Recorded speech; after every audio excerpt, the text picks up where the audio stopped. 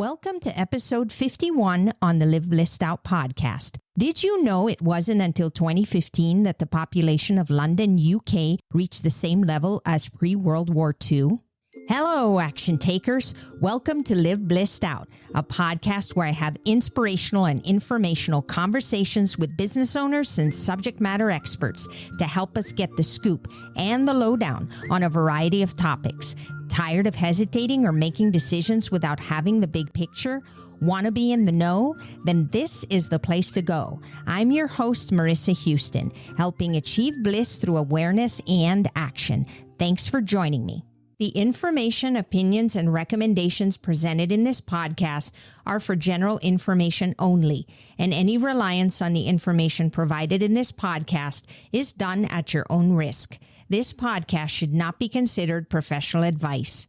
Joining me is Claire Whittaker. Claire is a business systems and automation coach and the founder of Artificially Intelligent Consulting, but she didn't always know that this was going to be her path. Claire started her career as a research chemist, working on developing new products and finding ways to scale them using lean manufacturing methods. After a while, she wanted something more fast-paced, and that was when she joined Amazon. Initially in account management, she moved across a variety of roles, eventually working on projects and launching products using artificial intelligence across Europe, India, and Japan. Now, as a certified SME consultant, she is working with small businesses, sharing the framework that help her drive consistent, sustainable growth without getting overwhelmed.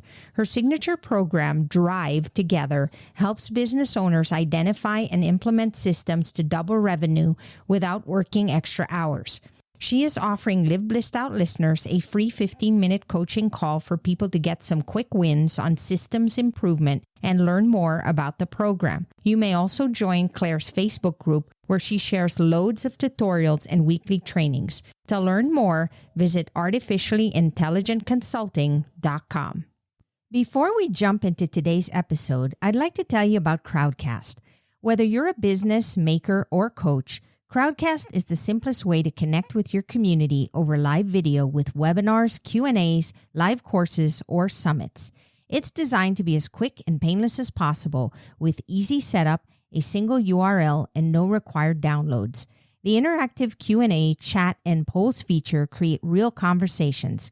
Connect through HD streaming with no delay, invite attendees on screen, and broadcast to platforms like Facebook Live and YouTube Live.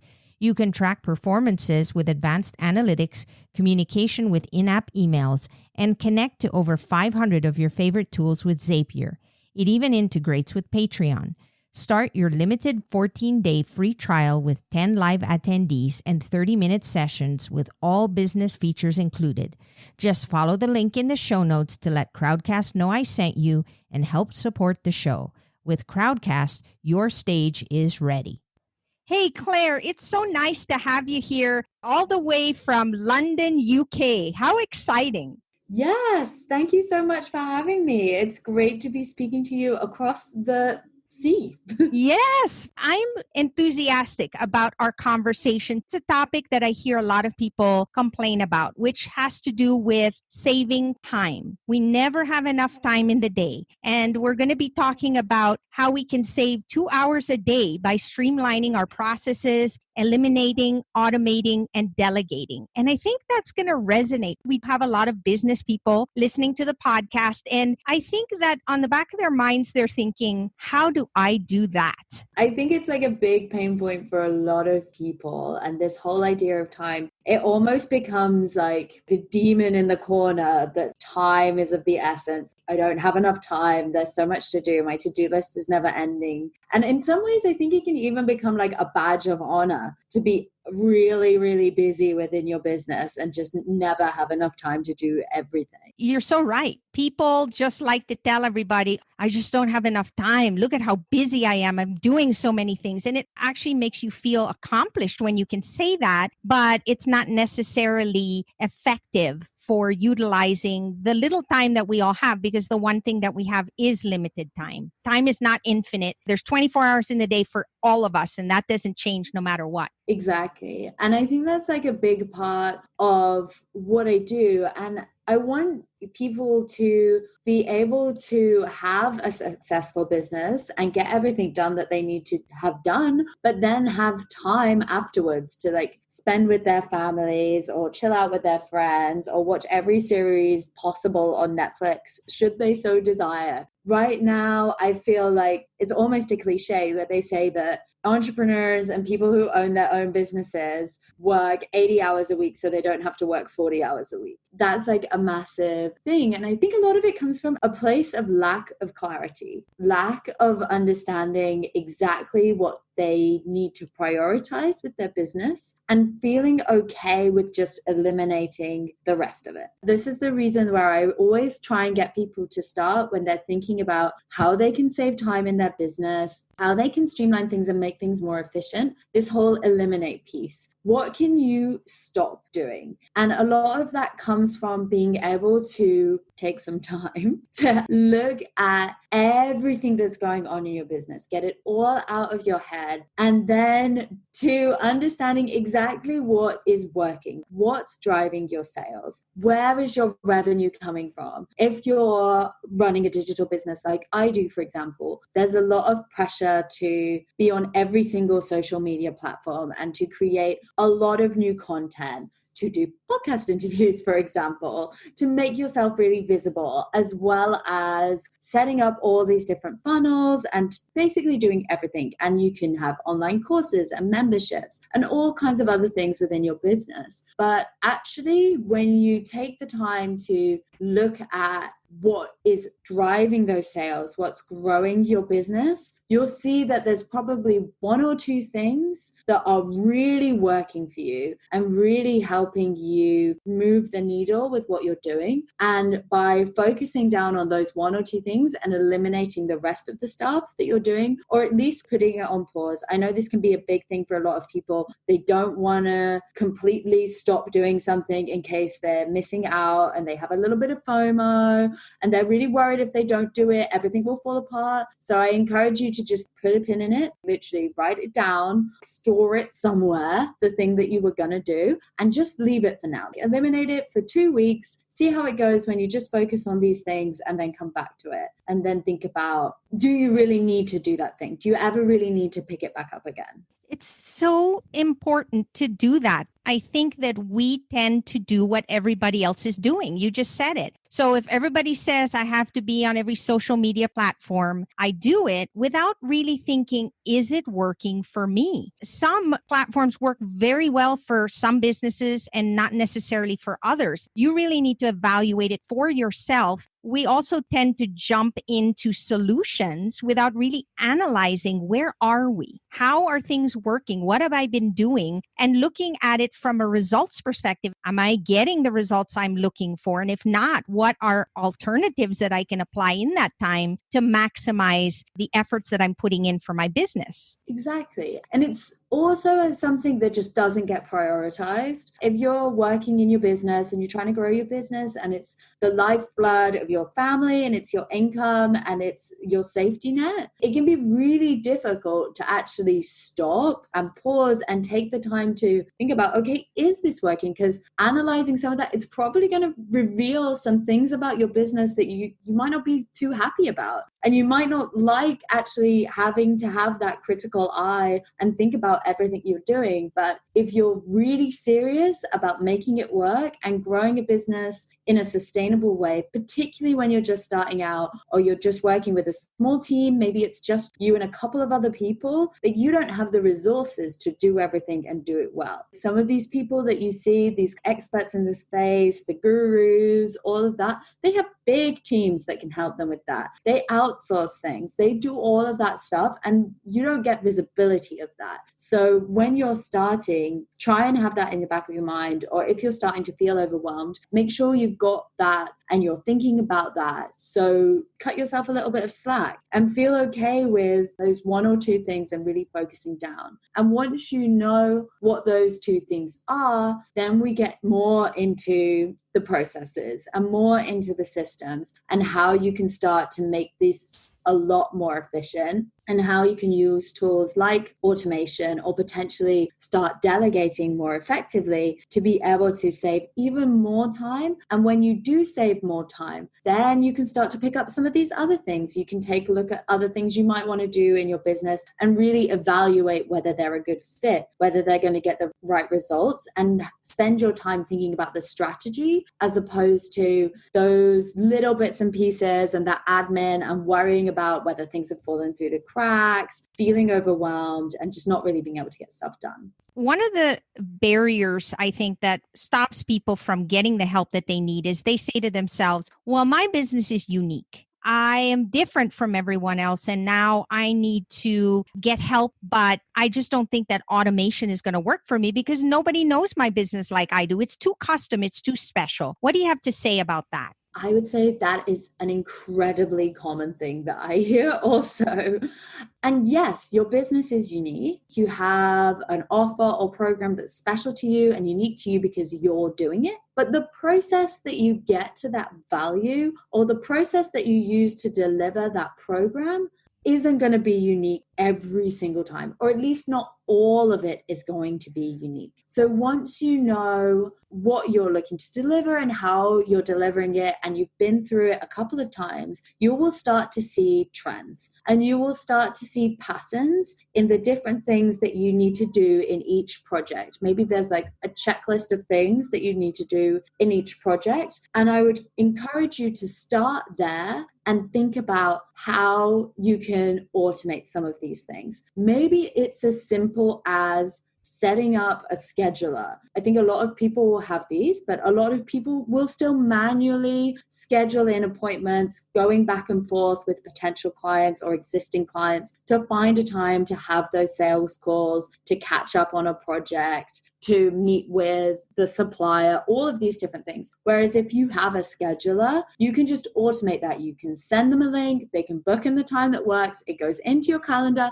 It's super easy. And just getting back that time in this really, really simple example will have a big difference, because if you're trying to do that with 5 or 6 people a week or more, that's going to be at least half an hour a person. So you're already saving like 3 hours a week. And what can you get done with those 3 hours? Well, you can get done quite a lot, really, depending on what kind of business ad you could get all your content written in those 3 hours. You can watch a really good film in those 3 hours. You can deliver a training. You can onboard a new team member. You can write up a process. You can do so much in those 3 hours just from that one simple hack. And if you go through all of the things that you're doing in your business, all of the processes, all of the different types of project work that you've got going on, and just look for those quick wins, you're going to find that you're saving a lot of time. And these little automations are a really good way to help you get comfortable with the software before you start to build these much more complicated systems that can do all the bells and whistles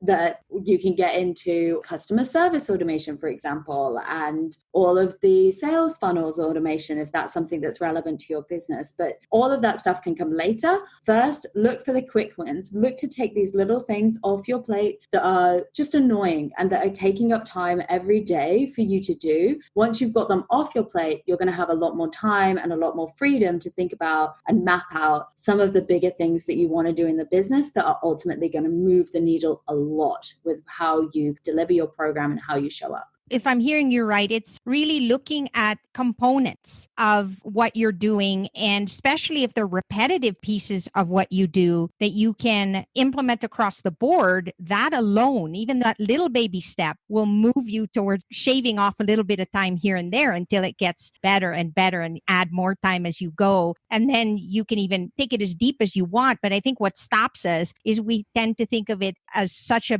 big task, when really all we need to focus on are what are the commonalities that we're doing on a daily basis. I'll tell you one thing I implemented that I never even thought would shave so much time out of my day, but it's templates. I created a list of templates, and anytime I need to communicate about the same subject matter with a client or even a connection, I use the template and I just change a few things to personalize it. And it shaves off so much time out of my day without me having to think about all the things I want to say, because everything that I do want to say has already been thought of and put in there. Easy. I click on a button and off it goes. So it's just little things like that that can really make a difference, don't you think? Oh, absolutely. And I'm a massive fan of templates. I use them with everything in my business. Every email pretty much that I send, even my social media content follows a template. So I just have to change little bits. Like all my program is delivered by templates. And I think you actually make a really good point. Like a lot of people will think that this automation piece is some fancy software solution and it's going to be really difficult. It's going to take forever to implement. What if I get it wrong? I'm not going to be able to do this. There's not one that gives me everything that I need for my business. But actually, templates is automating your own thinking. So you're just putting yourself on autopilot. And by doing that, you can save so much time because you're saving time thinking, because you've already done the thinking in advance and you've done it basically in bulk for everyone. And now you're just sending it off, changing the name, getting it out there, collecting the responses, and then going forward instead of spending all of your days crafting all your emails and crafting all of your stuff from scratch. And speaking of that then, Claire, what I find is that people feel like they have to be good at everything. And if they're not good at a particular area, we've been trained that, well, if you're not good, just work at it. Just keep trying harder and just keep doing it until you get better. And to some extent that might work. But the reality is many of us just are not good at certain things and we may not even like it. And if we don't like it and we're not good at it, no matter how much we throw at it, we fail. And then we get discouraged. To me, that's a point there that is very important to understand, because that is a decision-making point where you say, do I want to keep struggling with this piece, or do I want to then get help? Find somebody out there that loves doing it, that does it really well, that can really support my business, because you have to strike a balance. Let's say I decided I wanted to reach out for professional help and call you, for example, and say, Claire, I need help with my business. Oftentimes, people don't take that step.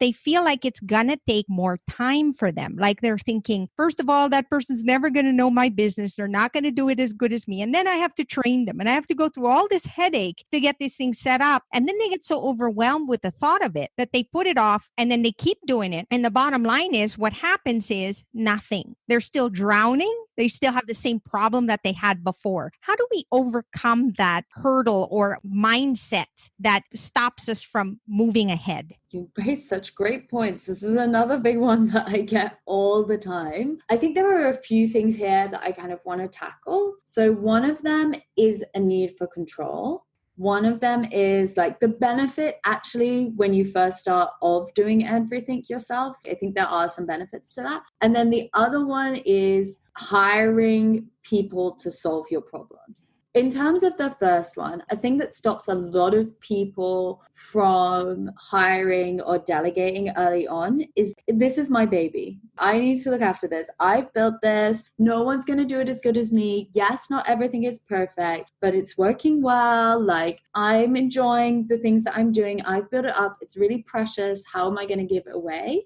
And for that one, I think a really nice way of thinking about it is there are some things, some features of your baby that maybe you don't like quite so much. They really drain your energy. They're boring. You hate doing them. It's just not fun. And it's actually taking away from the things that you love doing in your business. And those can be a really great place to start. And for a lot of people, that's going to be these little admin things or these little tweaks, like setting stuff up. Like, for example, if you're trying to collect information and feedback forms from customers, getting all of that into a nice report that you can actually use and get the data on, that's not fun. Like no one likes doing that. Maybe just hire someone to do that. Let's get back that little bit of time, which like you could totally do yourself. It's not like you're bad at it, but you don't need to be doing it. It's not enjoyable. And start there and start with these little things and then build up the trust and build up trust in yourself with delegating and build up trust in other people to complete tasks. And I think that will really help on that one. And this actually brings me on to my second point, which is that there is some benefit to doing things yourself first. when you're building up your own business. And the benefit is really outlined by the example I just gave of when I hired my editor. I knew the process. I knew what was important and I knew the steps. I wasn't any good at them. I was terrible. Like, I should not be doing it myself. I hate it. And it took me forever. But I at least knew what needed to happen. I at least knew how to evaluate whether someone had done the job well or badly. And that's really valuable. And being able to have that experience is going to help you. But just don't do it for too long. Do it a couple of times and then find someone who can help you do it better. The third point is hiring too late. I think this is something that a lot of entrepreneurs and a lot of business owners do. They want to get everything done and they feel like they're not justified in hiring someone else because maybe they're not making enough money or they feel like their business isn't big enough to justify it. And then all of a sudden the business grows and you're really overwhelmed. You need help. There's no way you can deliver this by yourself and you need help immediately, but you can't really spend the time training someone. You haven't thought through exactly what they need to do. You're hiring in a rush and then obviously it doesn't work. And it doesn't work because you're basically hiring someone to fix your problems. And the better way to do it is to hire someone to implement solutions, at least at the beginning. Know that your business will grow. Have that faith. Know that you're going to work it out and you're going to get there. And while you're getting there, and just before you actually get there, write down the processes, document what you're doing, think about everything that you've got going on in your business. And really from the beginning, I would recommend start to think about it as if you've got a team of 10 people and what you're going to give to each person so that you are documenting this, everything that you're doing. You can hand someone over when you're ready to make that hire an already written and tested document that outlines exactly what you need them to do, the tools that you need them to do it, and when they need to have it done by each week. So you're able to approach hiring from a place of clarity and give the person you're hiring the benefit of that clarity so that they can deliver for your business from day one. And it will just go so much smoother. I will be honest, I didn't do this when I hired my first VA. I was like, I need a VA to help me with social media. This VA knows about social media. Great. Okay, help me. At the time I was working in a very technical business. Like I had very specific needs. I knew exactly already where I wanted to post things out, how I wanted them to look, all of this stuff, but I didn't give her any of that information. So obviously when she was doing all of like creating all the content for me and doing all this other stuff, she wasn't able to give me what I was expecting because I hadn't told her. It did not go well. You mean you didn't do a mind meld with her?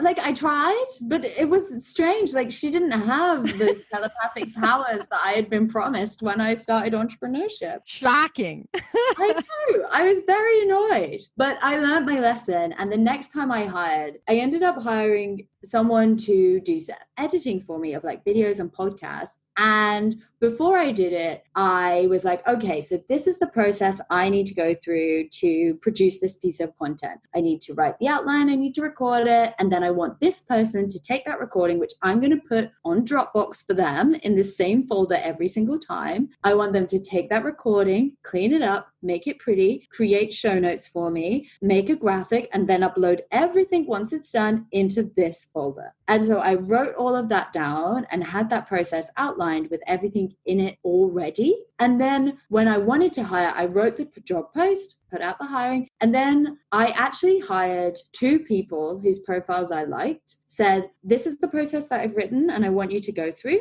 I'm going to give you both the same like test exercise. I will pay you both for all of your time, however long it takes you. I just want to see who I'm going to work better with. See whose product fits my style better and what I want better. And then at the end of the test, I'll hire one of the 2 of you and the other one, thank you very much for your time. Here's your money, but it's not going to go forward. And doing it that way, and I really recommend this, hiring a couple of people or doing a test run where you know how you want it to turn out first, just gave me so much confidence. And I knew that the person, when I actually brought them on, they were going to know everything that they needed to do. They were going to be able to do it without me having to give them any input because they've already done it. We've already tested it. I know that I can feel confident in that. And I can just send them whatever and not need to worry at all and just focus on doing the things that I'm actually good at in my business. And that was such a relief. I love that idea. I never thought of doing that. We find somebody to help us and we just automatically go, all right, well, they're the expert and this person was available. So I'm just going to hire them right off the bat. And I think it should also be a mutual consideration because it really needs to be a right fit for you. Yeah, for both of you. Exactly. Mutual. I don't want to be working with someone in my business, which I love, who doesn't want to be there and doesn't enjoy it, doesn't like working with me. Like that's not going to be a good experience. So just taking that extra step, yes, it can be a bit more expensive because you're doing the test, but honestly, the amount of money you'll save in the end,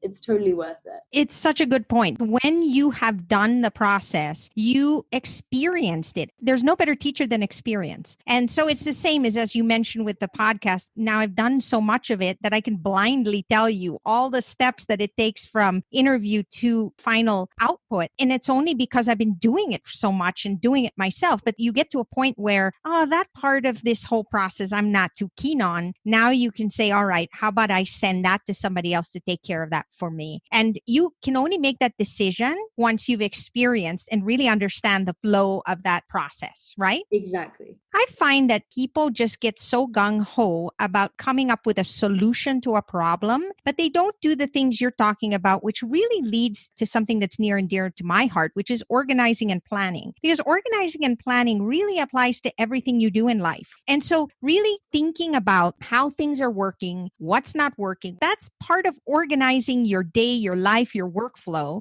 I wanted to get a sense from you about what is the percentage? How much time should I be spending analyzing everything before I get to the point where I'm ready to come up with some sort of resolution or idea that I should start implementing? I'm actually going to take a quote to answer this question from someone much smarter than me. So Einstein said, if he had an hour to solve a problem, he would spend 55 minutes thinking about the problem and 5 minutes thinking about solutions. I truly believe that as a business owner, you should do the same thing when it comes to your processes, your strategy, your systems, all of these things. The more time you spend really gaining clarity for yourself on what is the problem that you're trying to solve, the better you're going to be at implementing a solution. And I would never have thought of that. So I'm glad Einstein gave us a good insight there. You don't know. And you start to wonder, should I be spending, maybe it's the reverse, 55 minutes solving a problem and thinking about it for 5 minutes. It's nice to get an idea about that. At the end of the day, there needs to be both.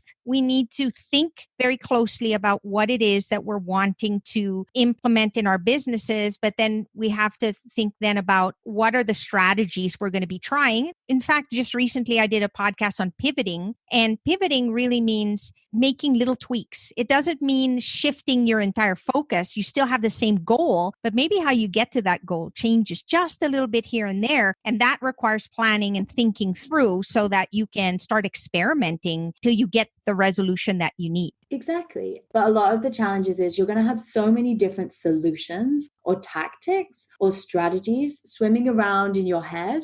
And all of them are good options. All of them can work. But the one that's going to work is the one that really fits your problem. So for example, if I take my own business, I'm a systems coach, but my whole thing is I want to build a multi-six-figure business working no more than 4 hours a day, 3 days a week. And there are a variety of reasons why I want that, but that's my goal. So for me, knowing that goal and understanding all of the problems that come up with that and what that means for me personally and how I structure my business makes it way easier for me to plan out a strategy. It makes it way easier for me to think about, okay, do I launch this program or this program? Do I market myself this way or this way? Which of these ways is going to actually allow me to hit my goal? Because some of them won't. There's no way I'll be able to hit that goal if I'm trying to do purely one-on-one work. Unless I'm charging like £10,000 for every person, which at the moment I'm not.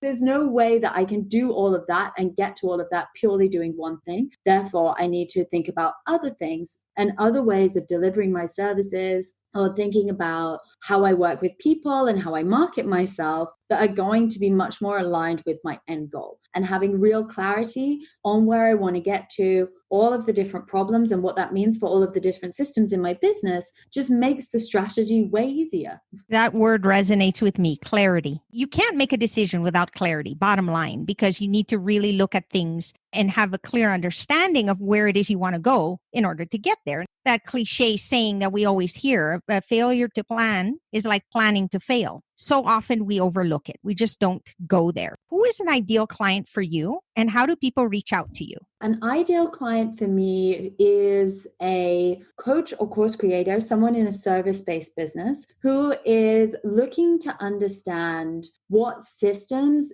they need to really scale and grow their business, trying to think about how they hit that six-figure mark. They've got a lot of ideas, but they're lacking clarity. They don't know what's going to be the best way. They've heard all of those different systems and they're really feeling a little bit overwhelmed. And what I'll do and how I will help them is we will, in our first sessions together, really get you that clarity. Like I was saying for my own business and how I got my goal and that led to the strategy, we'll do the same for you and your business. And once we have that, we'll go through each of the core areas of your business, like your onboarding, your marketing, delivering your program, all of those different pieces, and we'll implement systems that help you get each of them up and running and working for you and your business and the lifestyle that you want to lead. My website is Artificially Intelligent Consulting. I am offering listeners to this lovely podcast a free 15-minute clarity coaching call where we'll just talk about where you're at, what you're struggling with, and how a system can help you, and just give you like 2 or 3 steps to help you get started so you have that kind of focus point. And then if you're interested in working with me more, I still have my one-on-one program for now. I'm going to be closing it shortly, so you don't have long if you want to work together one-on-one, which is my signature 8-week program where we'll do exactly what I just kind of outlined for your business. So if you're interested, please get in touch. I actually have a Facebook group, which I recently renamed, and it's called Systems and Automation for Coaches and Course Creators. What you're doing helps businesses get to where they need to go. Get there with less pain and frustration. Oftentimes we take the long and difficult route and we don't have to. Exactly. You can definitely get there, but it's going to be pretty painful if you're not sure where to start, you're feeling overwhelmed, you think you need to try all of those strategies. So don't do that. Come and chill with me in my Facebook group and we'll talk through and we'll give you the clarity. Thank you so much, Claire, for being here today. Really happy to have you on the show. And thank you so much for having me. That's all for this episode of Live Blissed Out. Thanks for listening, and thanks to Claire Whittaker for being my guest. If you have a question or comment for a future episode, all you have to do is go to speakpipe.com/LBOVM or click the link in the show notes to leave a brief audio message. If you find value in our show, please visit liveblessedout.com to reach out, subscribe, and share on social media. This show is made possible through listeners like you. Thank you. So long for now, and remember to keep moving forward.